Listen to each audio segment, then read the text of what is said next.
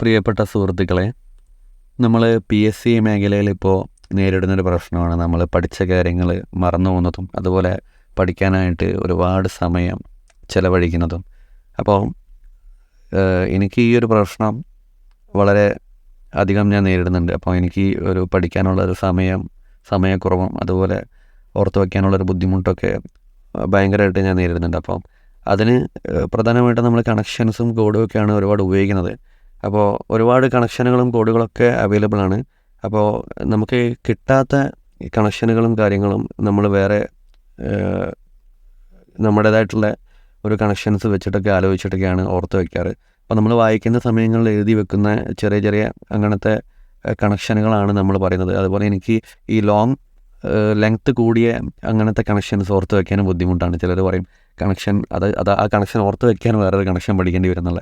അപ്പോൾ അങ്ങനത്തെ ഒരു ബുദ്ധിമുട്ടുണ്ട്. എനിക്ക് ഈ ഷോർട്ട് കണക്ഷൻസ് മാത്രമേ എനിക്ക് പറ്റുള്ളൂ. അത്രയും ലെങ്തി ആയിട്ടുള്ള ഈ ലെറ്റേഴ്സ് വെച്ചിട്ടുള്ള ലോങ് ആയിട്ടുള്ള കാര്യങ്ങളും ഇങ്ങനെ ഒരു നീണ്ട സെൻറ്റൻസ് ആയിട്ട് വരുന്ന അങ്ങനത്തത് എനിക്ക് അങ്ങനെ കിട്ടാറില്ല. അപ്പം നമ്മൾ ചെറിയ ഒരു ചോദ്യം ഉത്തരം തമ്മിലുള്ള എന്തെങ്കിലും ഒരു കണക്ഷൻ വെച്ചിട്ടുള്ള അങ്ങനത്തെ ചെറിയ ചെറിയ കാര്യങ്ങൾ ആണ് നമുക്ക് കിട്ടാറ്. എനിക്ക് ആ ഷോർട്ട് ടൈം മെമ്മറീൻ്റെ ഒരു പ്രശ്നമുള്ളതുകൊണ്ട് ഈ ഒരു രീതിയിലാണ് ഞാൻ ഓർത്ത് വെക്കാറ്. അപ്പം നമ്മൾ വായിക്കുന്ന സമയങ്ങളിൽ എഴുതി വെക്കും. അതാണ് ഞാൻ ഇതിൽ ഷെയർ ചെയ്യുന്നത്. അപ്പം നിങ്ങൾക്ക് അങ്ങനെ ഏതെങ്കിലും വായിച്ചിട്ട് മനസ്സിലാവാതെ അല്ലെങ്കിൽ ഒരു കണക്ഷൻ കിട്ടാത്തതുണ്ടെങ്കിൽ നിങ്ങളൊന്ന് കമൻറ്റ് ബോക്സിൽ ഷെയർ ചെയ്യുകയാണെങ്കിൽ നമുക്ക് എന്തെങ്കിലും കണക്ഷൻ ആലോചിക്കാം. അപ്പം നിങ്ങൾ കണ്ടു നോക്കിയിട്ട് ഇഷ്ടപ്പെടുകയാണെങ്കിൽ ഒന്ന് സബ്സ്ക്രൈബ് ചെയ്യാം. അതുപോലെ എല്ലാവരിലേക്കും വീഡിയോസ് എത്തിക്കുക. അപ്പോൾ കൂടുതൽ പറയുന്നില്ല, ഞാനൊരു 20 ക്വസ്റ്റ്യൻ പ്രധാനമായി വന്നിട്ടുള്ള ഒരു 20 പ്രീവിയസ് ക്വസ്റ്റ്യൻസാണ് ചെയ്യുന്നത്. അപ്പോൾ അത് നിങ്ങൾ കണ്ടിട്ട് നിങ്ങൾക്ക് അത് കംഫർട്ടബിളായിട്ട് തോന്നുകയാണെങ്കിൽ നിങ്ങളൊന്ന് സപ്പോർട്ട് ചെയ്യുക. ഓക്കെ,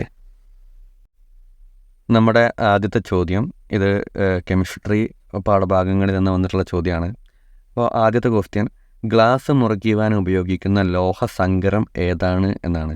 അപ്പോൾ അതിന് ഉത്തരം കാർബൊറാണ്ടമാണ്. കാർബൊറാണ്ടം. അപ്പം നമ്മളത് ഓർത്ത് വെച്ചത് നമ്മൾ കാറ് ബോറായതുകൊണ്ട് അതിൻ്റെ ഗ്ലാസ് മുറിച്ച് കളഞ്ഞു എന്നാണ്.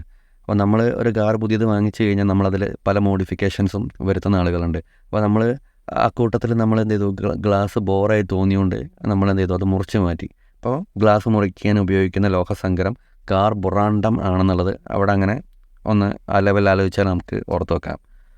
അടുത്തത്, കൃത്രിമ മഴ പെയ്യിക്കുവാൻ ഉപയോഗിക്കുന്ന രാസവസ്തു ഏതാണ്?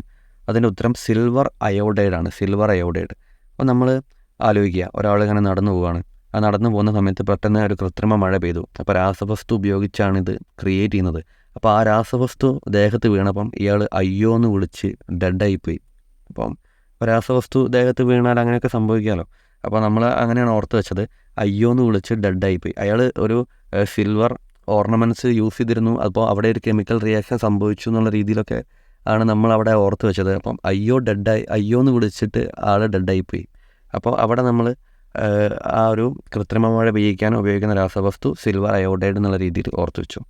ഇനി മൂന്നാമത്തെ ചോദ്യം, ദ്രവ്യത്തിൻ്റെ ക്വാർക്ക് മോഡൽ കണ്ടുപിടിച്ച ശാസ്ത്രജ്ഞനാരാണ്? ദ്രവ്യത്തിൻ്റെ ക്വാർക്ക് മോഡൽ കണ്ടുപിടിച്ച ശാസ്ത്രജ്ഞനാണ് മുറേ ജെൽമാൻ.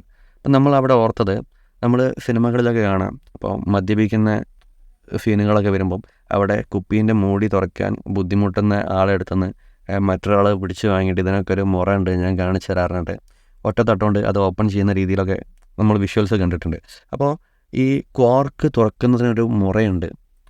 അപ്പോൾ അവിടെ ആലോചിച്ച മുറേ ജെൽമാൻ എന്നുള്ളത് അവിടെ നമുക്ക് ആ ലെവലിൽ ഓർത്ത് വെക്കാം. അപ്പോൾ ദ്രവ്യത്തിൻ്റെ ക്വാർക്ക് മോഡൽ കണ്ടുപിടിച്ച ശാസ്ത്രജ്ഞനാണ് മുറേ ജെൽമാൻ. അടുത്തത്, ഡ്രിങ്കിങ് ആൽക്കഹോൾ എന്നറിയപ്പെടുന്നത് എഥനോളാണ്. എഥനോൾ. അപ്പോൾ നമ്മളത് ഓർത്തത്, നമ്മൾ ഈ ബാറിലൊക്കെ അധികവും പുരുഷന്മാരാണ് മദ്യപിക്കാനായിട്ട് പോകാറുള്ളത്. സ്ത്രീകൾ പൊതുവെ അങ്ങനെ കാണാറില്ല. അപ്പോൾ അവിടെ നമ്മൾ ഏതെങ്കിലും ഒരു സ്ത്രീ അവിടെ വന്ന് മദ്യപിക്കുകയാണെങ്കിൽ ആളുകൾ ചോദിക്കും, ഏതാണോള് എന്നുള്ള രീതിയിൽ നമ്മൾ ചോദിക്കലോ. സാധാരണ പുരുഷന്മാർ മാത്രം വരുന്നൊരു ഏരിയയിൽ സ്ത്രീകളും അങ്ങനെ വരുന്നത് കാണുമ്പം അങ്ങനെ ലിമിറ്റഡായിട്ട് കാണുന്ന സമയത്ത് നാച്ചുറലി ചോദിക്കാമല്ലോ. അപ്പോൾ ഡ്രിങ്കിങ് ആൽക്കഹോൾ എന്ന് പറയുന്ന സമയത്ത് നമ്മളവിടെ ആൽക്കഹോൾ മദ്യം എന്നുള്ള രീതിയിൽ നമ്മളവിടെ കണക്ട് ചെയ്ത് വെച്ചാൽ എഥനോൾ എന്നുള്ളത് നമുക്ക് അവിടെ ഓർത്ത് വെക്കാം. അടുത്തത്, കേരളത്തിൽ നടന്ന ആദ്യത്തെ സംഘടിത കലാപമാണ് ആറ്റിങ്ങൽ കലാപം. വർഷം 1721. അപ്പോൾ നമ്മൾ ആദ്യത്തെ സംഘടിത കലാപം എന്നുള്ളൊരു പ്രത്യേകത ഇതിനുണ്ട്. അപ്പോൾ സംഘടിതം എന്നുള്ളത് നമ്മൾ ഓർത്ത് വെക്കണം. അപ്പോൾ ആറ്റിങ്ങൽ എന്നുള്ളത് നമ്മൾ കണക്ട് ചെയ്തത് നമ്മൾ ആറ്റിലൊക്കെ കുളിക്കാൻ പോകുന്നത് നമ്മൾ ടീമായിട്ടാണ്, സംഘമായിട്ടാണ് പോകുന്നത്.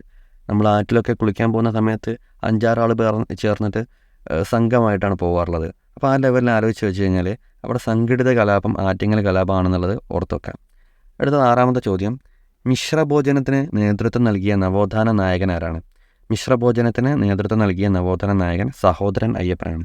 അപ്പോൾ നമ്മളെ സഹോദരന്മാരൊക്കെ നമ്മൾ വീട്ടിൽ നിന്നൊക്കെ വിട്ടു നിൽക്കുന്ന സമയത്ത് നമുക്ക് അവരെ മിസ് ചെയ്യുന്ന പോലെ തോന്നും. നമ്മൾ കുറേ ദിവസമൊക്കെ നമ്മൾ വീട്ടിൽ നിന്ന് മാറി നിൽക്കുന്ന സമയത്തൊക്കെ നമുക്ക് സഹോദരനെ മിസ് ചെയ്യുന്ന ഒരു അനുഭവം ഉണ്ടാവുമല്ലോ. അപ്പോൾ നമ്മൾ അവിടെ ഓർത്ത് വെച്ചു. അങ്ങനെ മിശ്രഭോജനത്തിന് നേതൃത്വം നൽകിയത് സഹോദരൻ അയ്യപ്പനാണ്. അടുത്തത് ലോക അൽഷിമേഴ്സ് ദിനം എന്നാണ്. ലോക അൽഷിമേഴ്സ് ദിനം സെപ്റ്റംബർ 21 അപ്പോൾ നമ്മളവിടെ ഓർത്തത് സെപ്റ്റംബർ 21 എന്നുള്ളത് 2 ഒന്നാവുന്നു. അൽഷിമേഴ്സ് എന്ന് പറഞ്ഞാൽ നമുക്ക് നമ്മുടെ ഓർമ്മകളൊക്കെ നശിക്കുകയാണ്. അപ്പോൾ 2 എന്നുള്ളത് നേരെ പകുതിയായിട്ട് 1 മാറുന്നു. അപ്പോൾ അവിടെ 21 എന്നുള്ളത് അവിടെ ആ രീതിയിലാണ് നമ്മൾ ഓർത്തത്.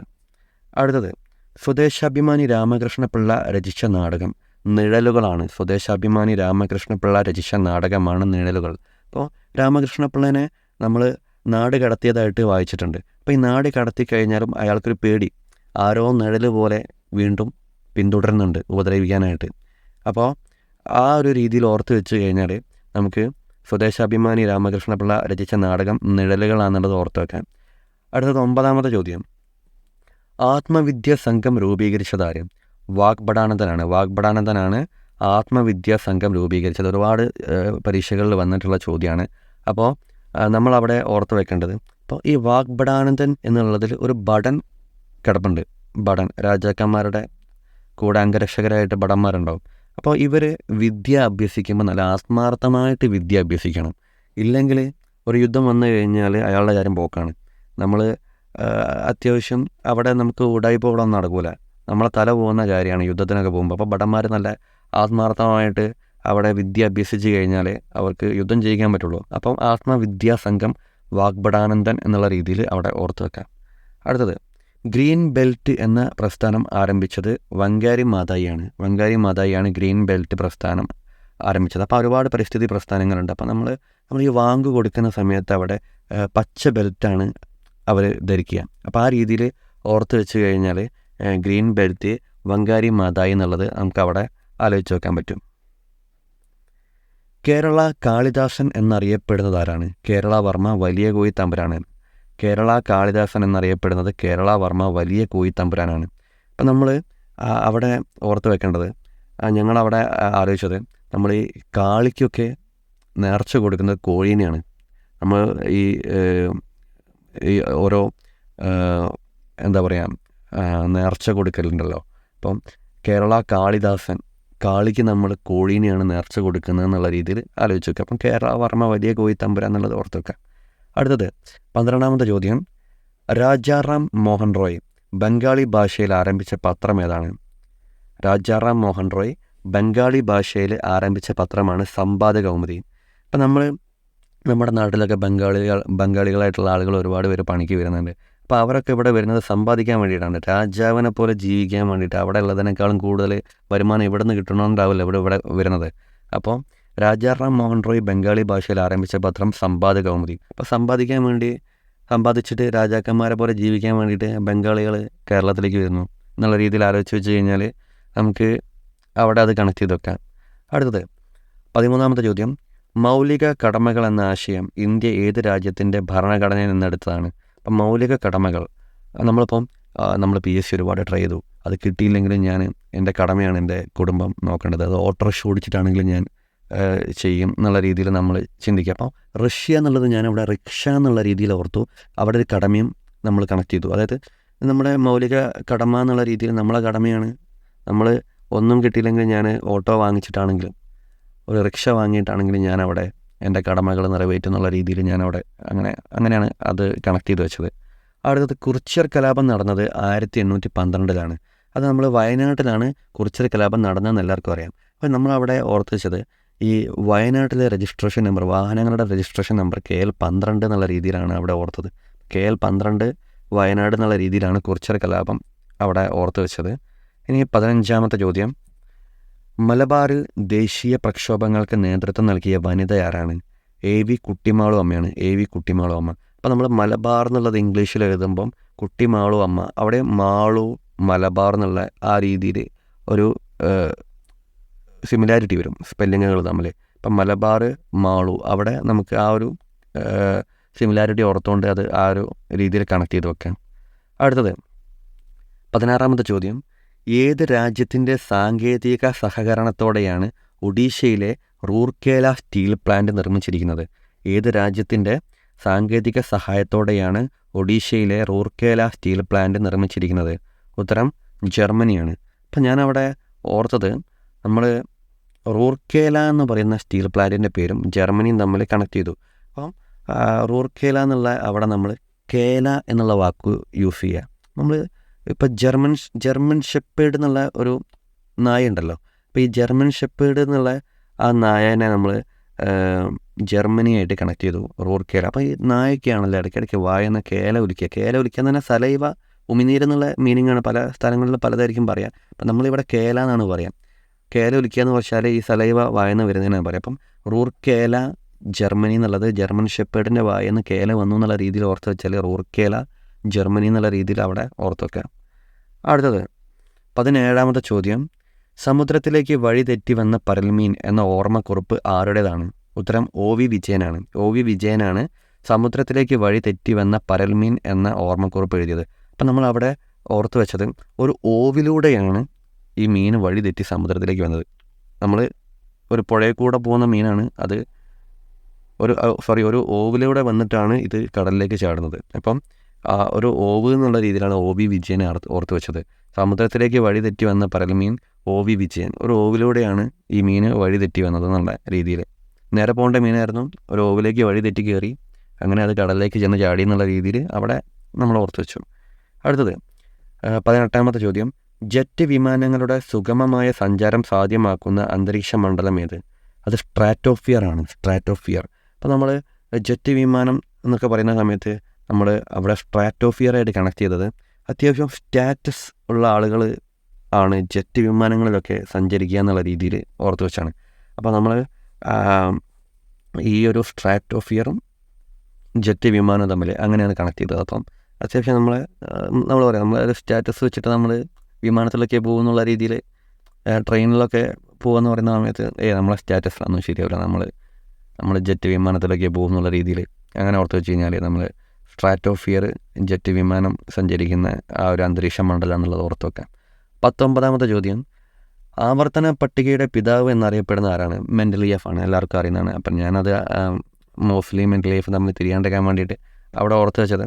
അപ്പോൾ ഈ മെൻ്റലായിട്ടുള്ള ആളുകൾ ഇങ്ങനെ ഇടയ്ക്ക് ചില കാര്യങ്ങൾ പിന്നെയും ആവർത്തിച്ച് പറഞ്ഞുകൊണ്ടിരിക്കും. നമ്മൾ പച്ചക്കുതിരയിലെ ദിലീപ് ഫുഡാന്ന് പറയുന്നൊരു സംഭവമുണ്ട്. അപ്പം ഏകദേശം അവിടെ മെൻ്റലി ഡിസോർഡറുള്ള ആളായിട്ടാണ് അവിടെ ആക്ട് ചെയ്തിരിക്കുന്നത്. അപ്പോൾ അവിടെ നമ്മൾ റിപ്പീറ്റായിട്ട് പറയുന്നത്. അപ്പോൾ മെൻ്റലായിട്ടുള്ള ആളുകളാണ് ആവർത്തിച്ച് പറയുന്നതെന്നുള്ള രീതിയിൽ ഓർത്ത് വെച്ചാൽ മെൻ്റലിയേഫ് എന്നുള്ളത് അവിടെ നമുക്ക് കിട്ടും.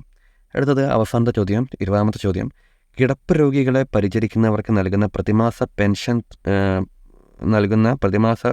പെൻഷൻ തുക പദ്ധതി അറിയപ്പെടുന്നത്, പെൻഷൻ നൽകുന്ന പദ്ധതി അറിയപ്പെടുന്നത് ആശ്വാസ കിരണം എന്നാണ്. അപ്പം കിടപ്പ് രോഗികളെ നോക്കുന്ന ആളുകൾ, അവരെ പരിചരിക്കുന്നവർക്ക് പ്രതിമാസം പെൻഷൻ കൊടുക്കുന്ന പദ്ധതി അറിയപ്പെടുന്നത് ആശ്വാസ കിരണം എന്നാണ്.